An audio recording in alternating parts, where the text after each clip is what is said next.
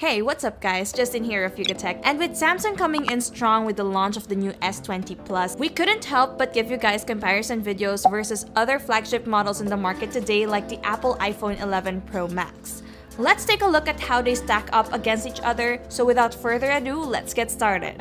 This is our Samsung S20 Plus versus iPhone 11 Pro Max comparison review.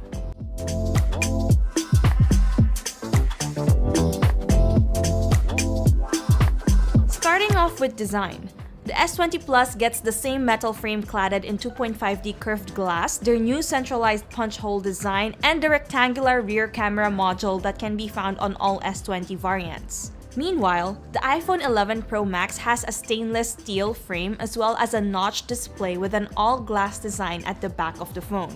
The iPhone 11 Pro Max also has a protruding camera bump at the rear similar to the S20 Plus. Both phones have a curved profile, offering that sleek look that we really appreciate. Apple has always been design-centric with their devices focusing on functionality and simplicity, and it's been really nice to see other manufacturers like Samsung do the same thing. Looking over at the ports, we get a Type-C charging port for the Samsung S20 Plus and a Lightning port for the iPhone 11 Pro Max. The S20 Plus's physical volume and power buttons can be found on the right hand of the device, while the iPhone with the power key on the right side, the volume controls on the left, and the mute switch that I've always found to be such a convenient thing to have. Samsung and Apple ditches the 3.5mm headphone jack as well in hopes to make everything wireless in the future. If you're into minimalism, you'll surely appreciate the design language of these two beautiful devices. When it comes to display, the Samsung S20 Plus gets a generous 6.7-inch Quad HD Plus Infinity O dynamic AMOLED display with a generous pixel density of 525 and a smooth refresh rate of 120Hz, while the iPhone 11 Pro Max has a 6.5-inch Super Retina OLED capacitive touchscreen with a smaller pixel density of 458 and a lower refresh rate of 60Hz. Under the hood of these beasts are two different kinds of chipsets. The S20 Plus is powered by a Snapdragon 865 or Exynos 990 depending on your region, while the iPhone packs Apple's very own A13 Bionic chip, which was actually already 50% more powerful than last year's Snapdragon 855.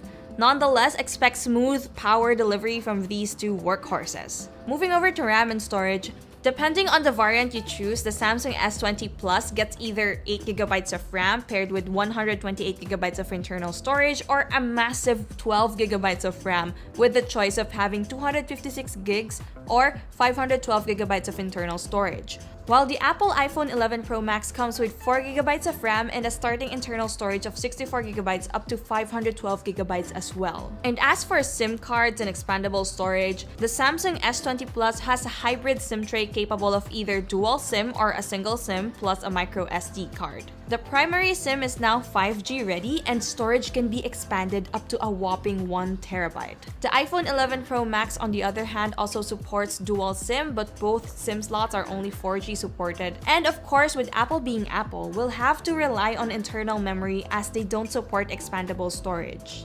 Next up is software. The Samsung S20 Plus comes with the brand's very own One UI 2 based on Android 10, while the iPhone 11 Pro Max has iOS 13 out of the box. Both are very intuitive to navigate on, and power users will definitely appreciate both of these devices' multitasking abilities. Of course, there's a huge difference since getting used to Apple's ecosystem is different to major Android brands like Samsung, but these two are very clean, simple, and complement their awesome displays. Now, when it comes to cameras, both these devices perform exceptionally well, and for good reason.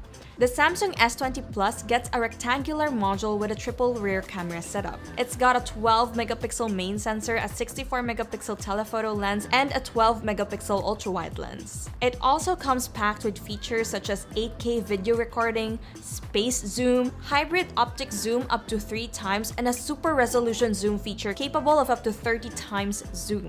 The iPhone 11 Pro Max, on the other hand, has a square triple camera setup with a 12MP main sensor, a 12MP telephoto, and another 12MP for ultra-wide lens. When it comes to taking shots, the Pro Max is one of the most reputable camera phones out there today with a DxO Mark score of 117, which is one of the highest scores of 2019. We have yet to see a DxO mark for the Samsung S20 Plus, but it should have a promising score as well. Now let's talk about security. The Samsung S20 Plus comes with an in-display ultrasonic fingerprint sensor that was also seen on the S10 series, which has been hailed to be a more secure way of unlocking your device versus its optical sensor counterpart. Apart from that, the S20 Plus also gets Face Unlock. Apple ditched their Touch ID fingerprint scanner since they came out with the iPhone X and now solely use Face ID to be able to unlock your phone. I still prefer having a fingerprint scanner though, whether it's in display or not, but props to Apple for having such great facial recognition capabilities. As for battery capacity, the Samsung S20 Plus gets a pretty good battery capacity of 4,500 mAh, which can last you up to 2 days with minimal use and 1 full day with medium to heavy usage. It also comes with a 25-watt fast charger out of the box. Meanwhile, the iPhone 11 Pro Max has a 3,969 mAh battery. We also get a good battery life, but the extra 500 mAh on the S20 Plus can definitely go a long way. Apart from that, the Samsung S20 Plus also gets fast wireless charging 2.0, which lets you charge your phone wirelessly up to 15 watts and also has reverse charging of up to 9 watts. While the iPhone 11 Pro's wireless charging speeds are up to 7 watts only and no official news for bilateral reverse charging. Now, as for the price of these two phones, the Samsung S20 Plus has a starting price of 55,990 pesos for the lowest variant and is available in Cosmic Gray, Cosmic Black, and if you have it pre-ordered, you can even get it in Cloud Blue. While the Apple iPhone 11 Pro Max will run you 73,990 pesos for the 64GB variant, up to 95,990 pesos for the 512GB one, and is available in Space Gray, Silver, Midnight Green, and Gold. Now, we've always admired the build quality of Apple and their products, and the iPhone 11 Pro Max is no exception. Here's the thing. If you've got an Apple ecosystem at home or in the office, we think having an iPhone would make a lot of sense. Given the fact that Apple devices just really work well together, from syncing your Apple Watch with a tap of your finger or sharing a large file across the office through AirDrop, but we're gonna admit it. In exchange for all those premium features, it does come with a jaw-dropping price. And if that's not your thing, the Samsung S20 Plus offers superior build quality at a substantially lower price, which is something to always consider. I mean, with that high-quality camera, the bigger battery capacity, and a higher fast charging rate, having this phone on your wish list should be a no-brainer. And there you have it, guys.